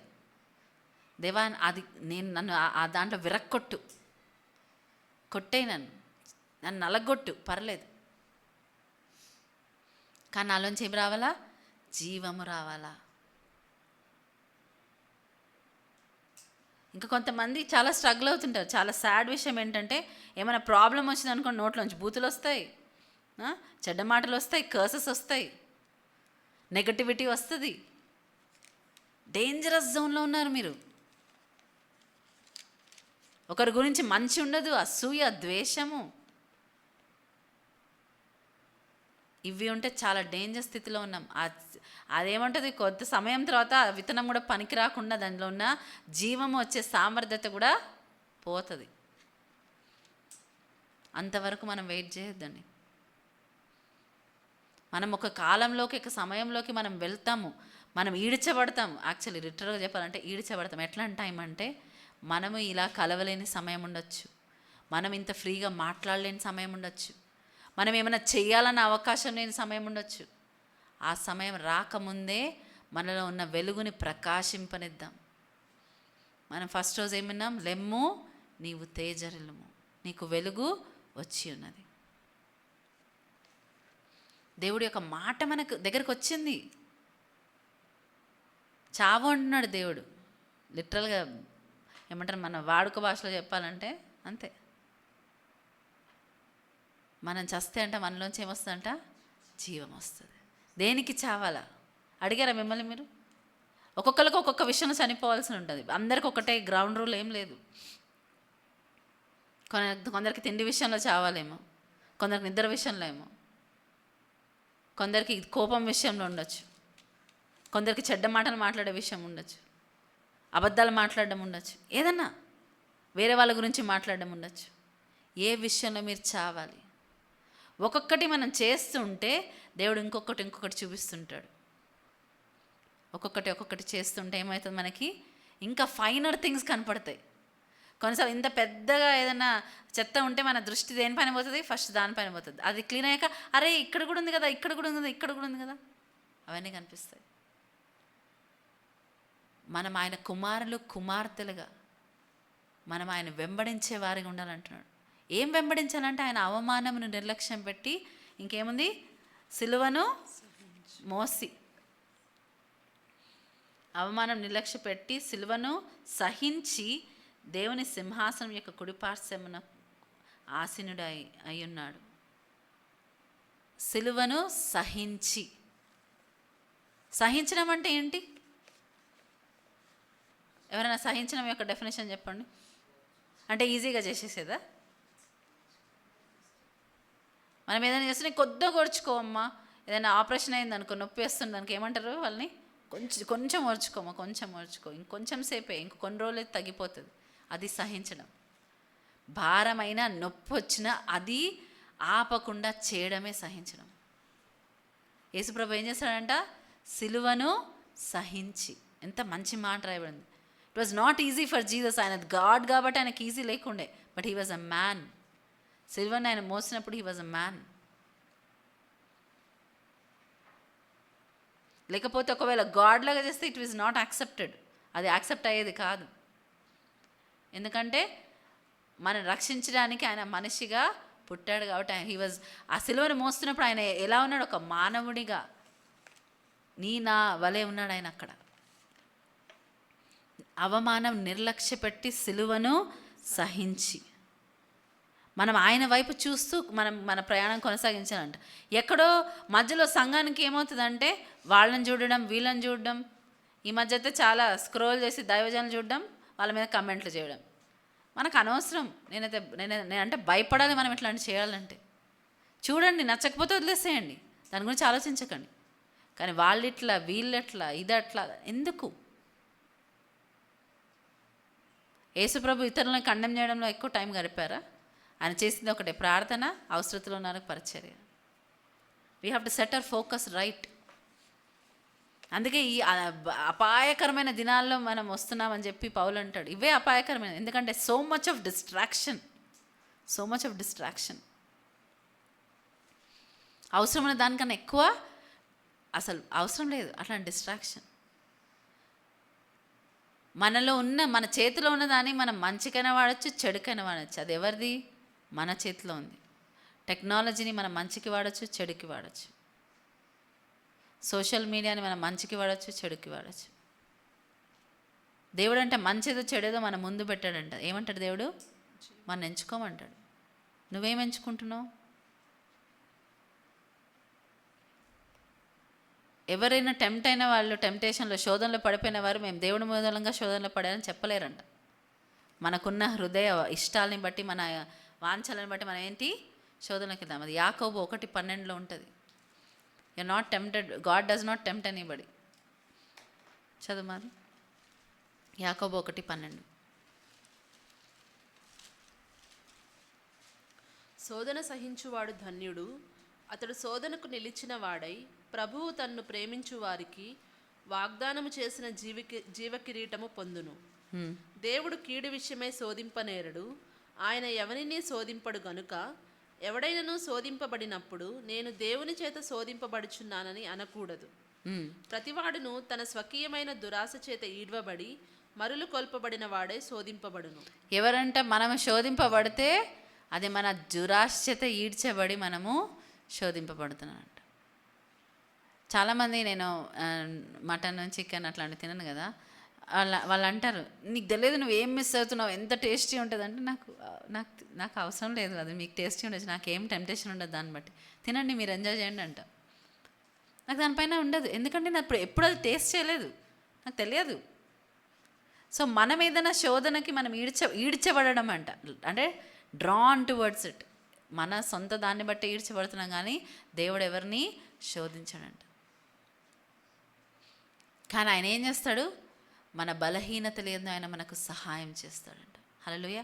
మన బలహీనత ఏందో ఆయన మనకు సహాయం చేస్తాడు. నువ్వు మొరపెడితే ఆయన కృపాసింహాసనం యొద్ద దయను కృపను పొందుకోవడం మొరపెడితే ఏం చేస్తాడు ఆయన? సహాయం, సమయోచితమైన సహాయం ఆయన విడుదల చేస్తాడు. నువ్వు మొరపెట్టు దేవుడికి, నువ్వు నిజమైన హృదయంతో మొరపెట్టు, దేవుడు ఖచ్చితంగా సహాయం చేస్తాడు. ఏదైనా సహాయం చేస్తాడు లేదా దాన్ని భరించి ఓపికిస్తాడు. ఈ రెండిట్లో ఏదో ఒకటి ఇస్తాడు దేవుడు. అందుకే పౌలుతో దేవుడు ఏమంటాడు? నా కృప నీకు చాలును. ఇన్ని శ్రమలు అనుభవించడానికి పౌలుకి ఎలా సాధ్యమైంది? ఆయన కృప, దేవుని కృప వల్ల. సో నువ్వు భూమిలో నాటబడే ప్రక్రియ కష్టమున్నా, తేలికున్నా, ఈజీ ఉన్నా, అది నీకు శ్రమ ఉన్నదాన్ని కూడా ఈజీ చేయగలిగిన వాడెవరు? దేవుడు. నేను పర్సనల్గా ఆ పర్సిక్యూషన్ గుండా వెళ్ళాను కాబట్టి నేను చెప్తున్నా. ఆ సమయంలో దేవుడు సన్నిధి చాలా దగ్గరగా ఉంటుంది మనకి. నువ్వు ఎప్పుడు అనుభవించని రీతిగా నువ్వు నిజంగా దేవుడి కోసం నిలబడాలని నువ్వు ఆశపడ్డావు అనుకో, దేవుని సన్నిధి ఎంత బలముగా ఉంటుందంటే నేను చెప్పలేము. నేను ఎప్పుడైతే దేవుని కోసం స్టాండ్ తీసుకున్నానో, గొప్ప ప్రత్యేకమైన అద్భుతమైన దేవుని సన్నిధి నేను చూసాను. నాకు ఒక సర్జరీ అయింది, ఆ సర్జరీ ఫెయిల్ అయిపోయింది. దేవుడు నాకు ముందే చూపించాడు, నువ్వు మరణం అంచుల వరకు వెళ్తావు కానీ నేను అక్కడి నుంచి నేను తీసుకొస్తాను. 2013 జనవరిలో, కరెక్ట్గా జనవరి 16th రోజు నాకు సర్జరీ జరిగింది. 2013లో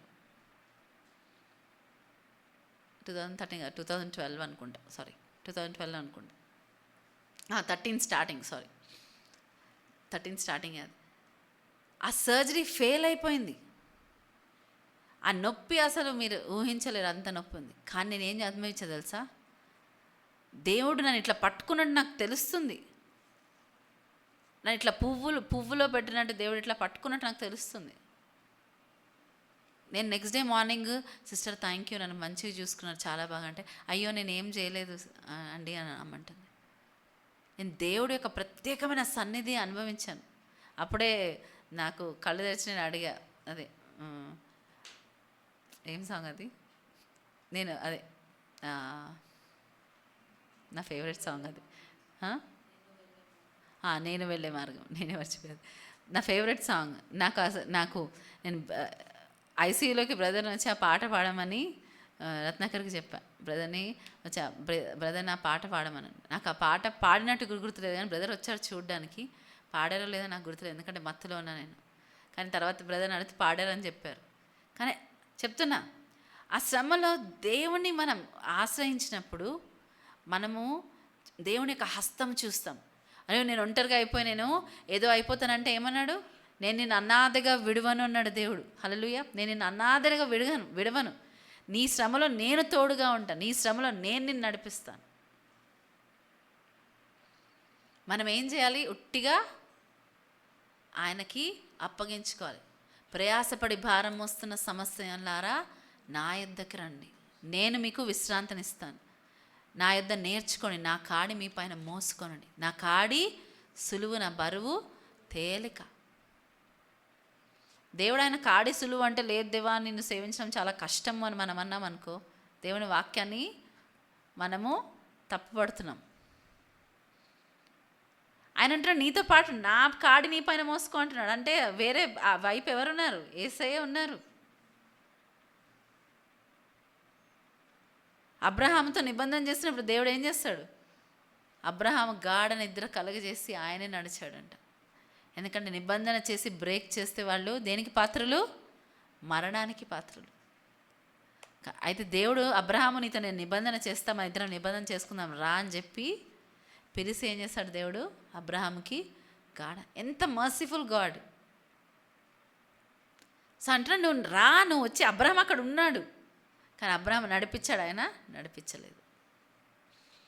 కానీ దేవుడు ఆయనతో నిబంధన చేశాడు, గాఢ నిద్ర కలగజేశాడంట అబ్రహాం. సో దేవుడు ఏమంటున్నాడంటే మనల్ని మోస్తాడు ఆయన, మనం తీసుకెళ్తాడు, మనతో ఉంటాడు. మనం ఏం చేయాలి? నేను చచ్చిపోవడానికి సిద్ధంగా ఉన్నా ప్రభా, I'm ready to die.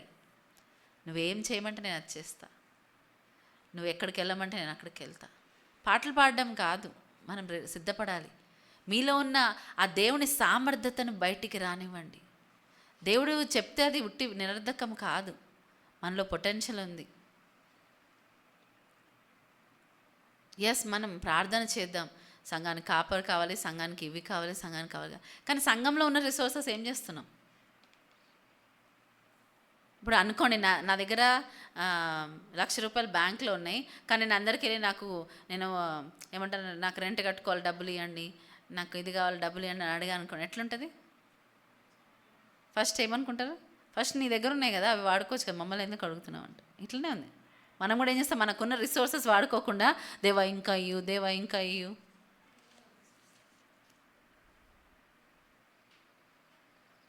Time being దేవుడు మన పైన జాలిపడి మనకు చేస్తాడేమో, కానీ ఎన్నాళ్ళు ఇంకా మనం ఎంహెచ్ఓపిగా 18 సంవత్సరాలు అయిపోయింది.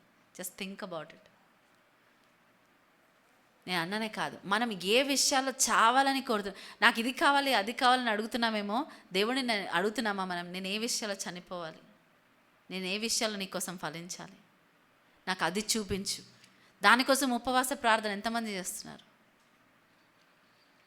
ఎంతమంది యాక్చువల్లీ ఉపవాసం ఉంటారు, ప్రార్థన చేస్తారు? How many of you are fasting? ఎవరు ఫాస్ట్ చేయట్లేదు. చాలా సిగ్గుచేటు సంఘానికి, తెలుసా ఆ విషయం? బికాజ్ ఇదే time we have to fast, pray and wait on God. అది చేయని సంఘం అంటే మనం చాలా సిగ్గుపడాల్సిన విషయం. I'm sorry to say that. I might sound very blunt, కానీ దట్ ఈస్ ద ట్రూత్. అది నిజం. యేసుప్రభు రాకడ కోసం ఉన్న కన్యక ఏం చేయాలి? వేచి ఉండాలి, మెలకువగా ఉండి ప్రార్థిస్తూ వేచి ఉండాలి. బుద్ధి లేని కన్యకలుగా ఉంటే మనం తిట్టాల్సి వస్తుంది. నేను మిమ్మల్ని పర్సనల్గా ఒఫెండ్ చేయాలని నేను ఎవరిని ఏమనట్లేదు, సంఘముగా నేను అంటున్నా. నిజంగా ఆలోచిద్దాం. ప్రార్థన అంటే ఇంట్రెస్ట్ లేదు, ఉపవాసము అంటే దేవుని కనిపెట్టడం అనేది basic knowledge of the believers. ఇవాళ రేపు వేరే వేరే ప్లేసెస్లో అది ల్యాకింగ్. కనిపెట్టడం అనేది ల్యాకింగ్. ఒక సమయం, మా సమయాలు ఎట్లుండేది తెలుసా?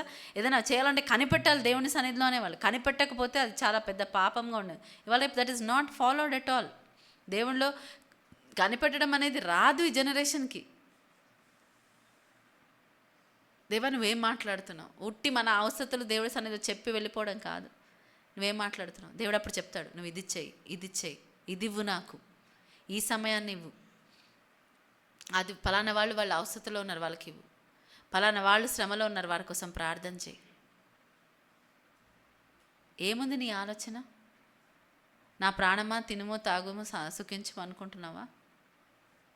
లేకపోతే నోవా కాలంలో ఉన్న తీర్పులోకి నువ్వు నేను వస్తున్నామా? నోవా కాలంలో ఉన్న తీర్పు ఏంటి తెలుసా? వాళ్ళంట నోవా కాలంలో ఏంటంట, తింటున్నారు, తాగుతున్నారు, మళ్ళా వాళ్ళు సెలబ్రేట్ చేసుకుంటున్నారు, కానీ హఠాత్తుగా వారిపైన ఏమొచ్చిందంట? హఠాత్తుగా జలప్రలయం వచ్చింది. అప్పుడు రియలైజ్ అయ్యారేమో వాళ్ళు, ఇది నోవా చెప్పింది నిజమే. ఏం లాభం? అప్పుడు ఆర్కి వెళ్ళి తలుపు చాలామంది కొట్టుంటారు అనుకుంటా నేను.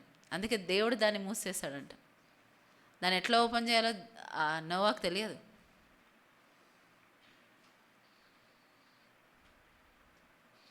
ఆ సమయము, ఆ ద్వారం మూయబడితే దాన్ని తెరవడం ఎవరి తరము కాదు, నా తరము కాదు, ఎవరం చేయలేం. అందుకే సమయం ఇస్తున్నప్పుడే మనము జాగ్రత్త పడదాం. సమయం ఉన్నప్పుడే మనం సిద్ధపడదాం.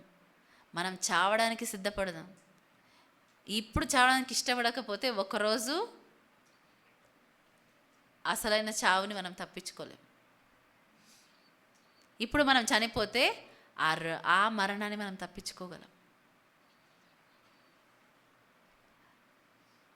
ఉపవాస ప్రార్థన జీవితం లేదనుకోండి, చాలా సిగ్గుచేటు సంగమం, చాలా సిగ్గుచేటు అది.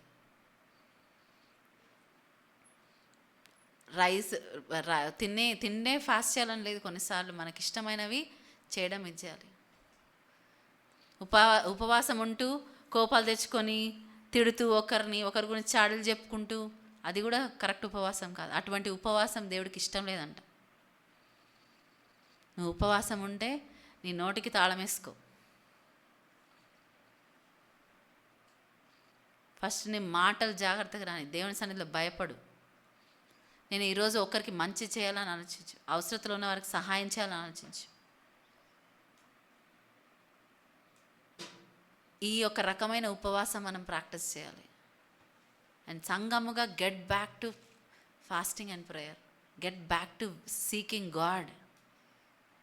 అది మీరు నేర్చుకోకపోతే మేము ఇక్కడ ఇంతమంది ఉండి కూడా వేస్ట్. మీకు ఎదురుగా పాస్టర్స్ కానీ దైవజనులు కానీ వేస్ట్ మీరు చెప్తున్నది. అది వాళ్ళు ఉండి చెప్పింది ప్రాక్టీస్ చేయకపోతే ఎందుకు ఇంకా? Why do need a pastor? Why do need this thing church? Why do need a church? ఎందుకు మీకు చర్చ్?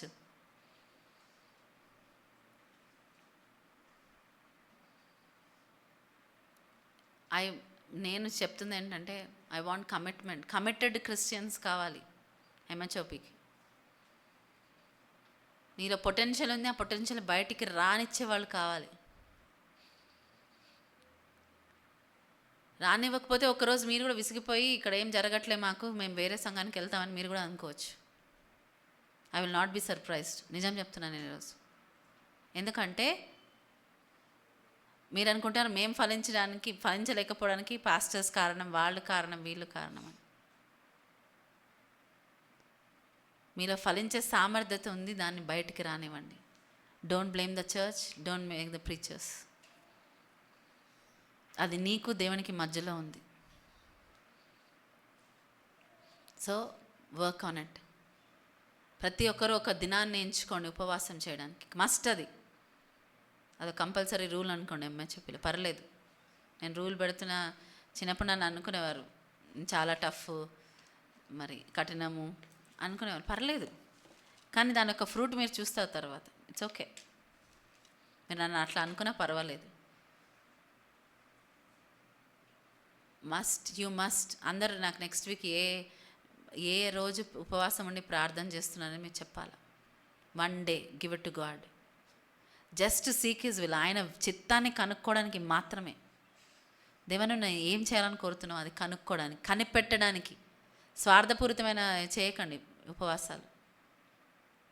ఒక టైం ఉంటుంది, దేవుడు ఒక విషయం గురించి మాట్లాడాలంటే ఫాస్టింగ్ ప్రే చేస్తాం, అది వేరే. నేను దాని గురించి అనట్లే. ఒక్కరోజు దేవునికి ఇవ్వండి, ఒక్కరోజు మీ వారంలో. ఏం చేస్తారు ఆ రోజు? దేవునికి ఇష్టమైన పనులు చేస్తారు, ఆయన సన్నిధిలో సమయం గడుపుతారు. దేని గురించి అడగక్కర్లేదు. దేవా నేను నీలో ఆనందించాలనుకుంటున్నా. ఉపవాసం ఏం చేస్తుంది? ఇంకా దేవుడిని సన్నిధిని బాగా అనుభవించేలా చేస్తుంది. ఎందుకంటే శరీరం ఏమైపోతుంది? వీక్ అయిపోతుంది, డిజైర్స్ వీక్ అయిపోతాయి.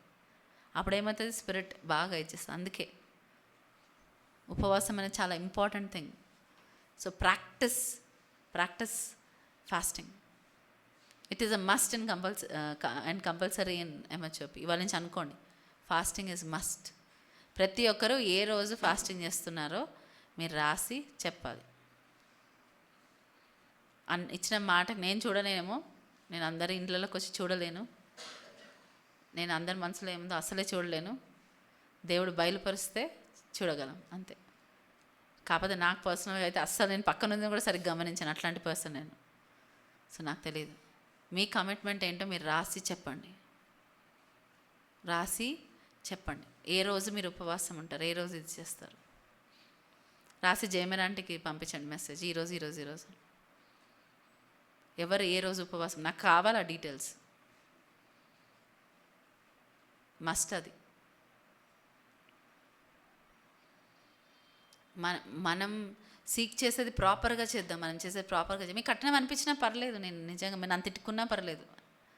Actually it's okay. మీరు నేను కరెక్ట్ చేస్తున్నాను, మీరు నన్ను తిట్టుకుంటే నాకు అది బ్లెస్సింగే. సో తిట్టుకోండి, పర్లేదు. సో ఇది మాత్రం ప్రాక్టీస్లో పెడదాం. ఈ రోజు నుంచి మీరు కమిట్ చేయాలనుకునే వాళ్ళకి మనం ప్రేయర్ చేద్దాం.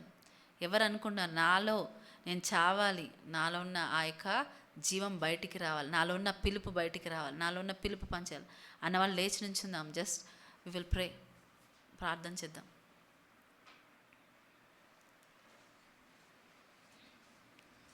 మీకు అనిపిస్తే చేయండి, లైక్ అనిపించకపోతే you're not forced, I will not judge you. మీకు అనిపిస్తే నాలో ఉన్న జీవం బయటికి రావాలి దేవా, నాలో ఉన్న ఇది బయటికి రావాలి. ఫోర్స్ ఏం లేదు, please. You are free to do what you want to. I'm not a person, నేను అట్లాంటి పర్సన్ కాదు, నేను ఒకరిని తీర్పు తీర్చే పర్సన్ కాదు. కొద్ది నిమిషాలు మరి అలా చేయాలనుకున్న వారి భాషల్లో ప్రార్థన చేద్దాం. రేఖారామాషమందరా కురియందరాబా. ప్రార్థిస్తూ మిమ్మల్ని మీరు కమిట్ చేసుకోండి. రేఖారామాషమందరా. అయ్యా నేను చావాలయ్యా, నేను అని ఉన్నది ఆ బయట అవుటర్ కోర్ట్ పోవాలి ప్రభువా. ఎస్లో నేను దాన్ని బట్టి సైలెంట్గా అతిశయపడుతున్నాను, దీనత్వం అనుకునే గర్వంతో ఉన్నాను, అవన్నీ పోవాలి ప్రభువా. Yes lord. వేషధారణలోంచి పోవాలి ప్రభువా, అబద్ధాలు పోవాలి ప్రభువా, కొండమలాడడం పోవాలి ప్రభువా, బలహీనతలు పోవాలి ప్రభువా. నా దృష్టి నీ వైపు మళ్లించుకోండి. నా వినికిడి నీ మాటలు వినేటకు ఆసక్తి కలిగించండి. నా కన్నులు నీ యొక్క నా వాక్యమును ప్రభువా వెతికే వారిగా మమ్మల్ని చేయండి. మా ఆత్మీయ నేత్రాలని తెరవండి, నీ అద్భుతమైన విషయాలను చూచులాగున. చెవి గలవాడు ఆత్మ చెప్పు సంగతులను వినుగా అన్నాడు ప్రభా. మా చెవులను మీరు తెరవండి. ఈ లోకపరమైన వాటి ఎన్నో మేము వింటుంటాం, వాటన్నిటికీ మేము చావాలయ్యా. Yes Lord, yes Lord. మాలోంచి నీ జీవం బయటికి రావాలి, నీ పిలుపు బయటికి రావాలి, నీ ఉద్దేశములు బయటికి రావాలి, ఫలించాలి. అడుగుదామా? రేఖారామశమందర బాస్తబరబా, రేఖారామశమందర కురి అందర బాబా. సంగముగా మేము నేను అడుగుతున్నాం మీ సన్నిధిలో. ఓ జీసస్, ఇకారామశమందర బాబా. ఎస్ లార్డ్ ప్రభా, మీ ఉద్దేశములు బయటికి రావాలి, మా పర్పస్ నైనా కనపడాలి ప్రభువా. మాలో దాగి ఉందేమో ఈ దినం. We call that Lord Father God, we call that out. Yes, in the name of Jesus. నేను అవుతానైనా call those things that are not as though they are. అవును ప్రభువా, లేని వాటిని ఉన్నట్లుగా పిలిచే దేవుడవు నీవు ప్రభా. అది ఎక్కడ ఉన్నా ప్రభా, ఎక్కడ నాలో దాగి ఉన్నా అది నేను నీ పిలుపు నాలోంచి ప్రభా జీవముగా మారి రావాలి ప్రభా. Yes lord. మీ పైన మీరు చేయి పెట్టుకొని ప్రార్థన చేసుకోండి. మీ కుడి చేయని మీ తల పైన పెట్టుకోండి. ఎస్, నాలోంచి లైఫ్ రావాలి ప్రభా, నాలోంచి జీవం రావాలి ప్రభా. నేను అన్నది మరణించాలి ప్రభా.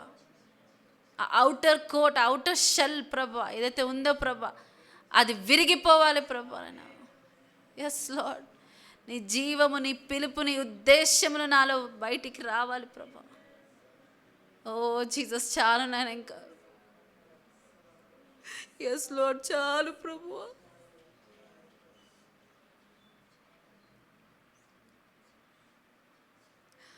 ఎస్ లార్డ్ ప్రభువా. నాయనా ప్రభువా, మాలోంచి ప్రభువా నీకు అసహ్యకరమైనవి, నీకు నాయన వ్యతిరేకమైనవన్నీ తొలగిపోవాలి నాయన. మాలో నీ జీవం పనిచేయాలి ప్రభు. Yes Lord, we choose to live for you. నిన్ను మేము ఎంచుకుంటున్నాం.